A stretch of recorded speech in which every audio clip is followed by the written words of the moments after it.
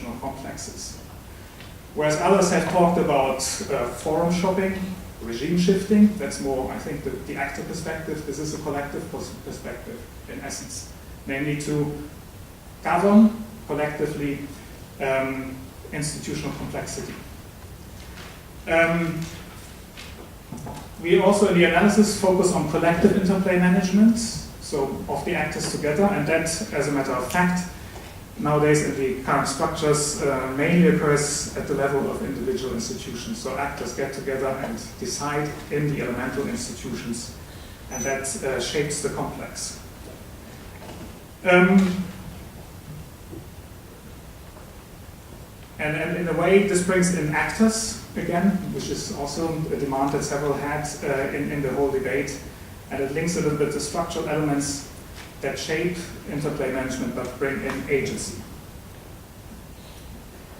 Underlying that is the assumption also that collective interplay management decisions do shape institutional complexes. And that's, again, others have more seen this as a quasi-naturally occurring process. But our assumption is that actors actually do that together, take decisions, and thereby consciously shape institutional complexes. If that's the case, then we should be able to understand interplay management, thank you, and the dynamics that evolve from that of institutional complexes in terms of pretty traditional concepts of interests, power, and institutions, decision-making procedures, issue linkages.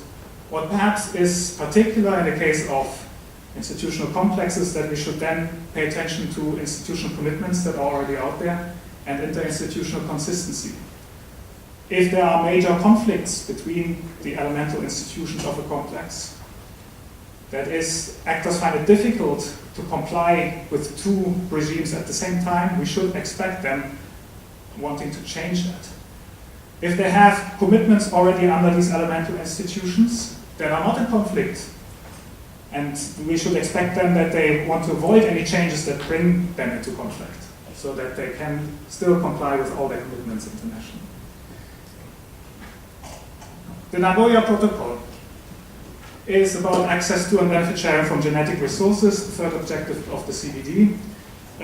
If you haven't heard of it and you don't know what it is about, you will not learn it from my presentation. Suffice it to say that we applied that kind of framework. We found that developing countries put significant pressure to change the current interinstitutional balance within this institutional complex, especially as regards the benefit appropriation part, WTO WIPO. There was strong resistance by developed countries, which actually did not really want the protocol in the first place.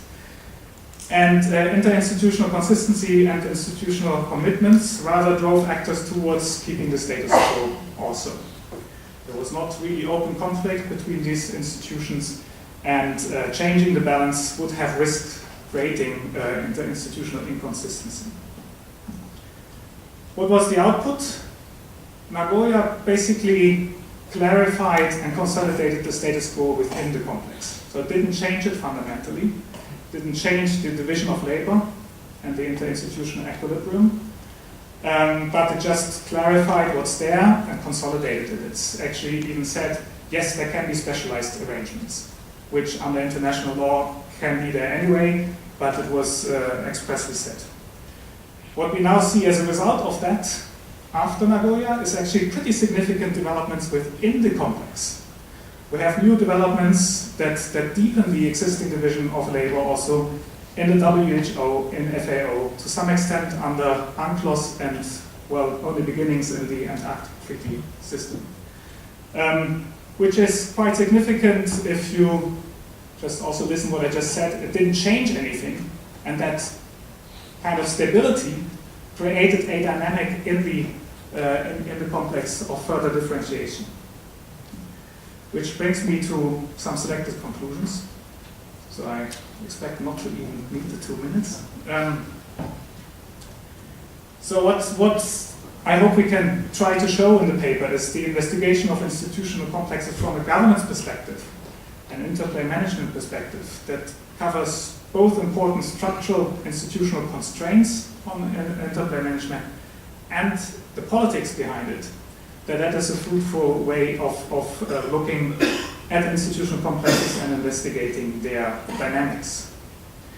In the absence of manifest interinstitutional inconsistency and conflict, I think it's also indication in the case study is obviously only one case, but existing commitments that are not somehow conflictual constitute significant status quo force in the institutional complexes.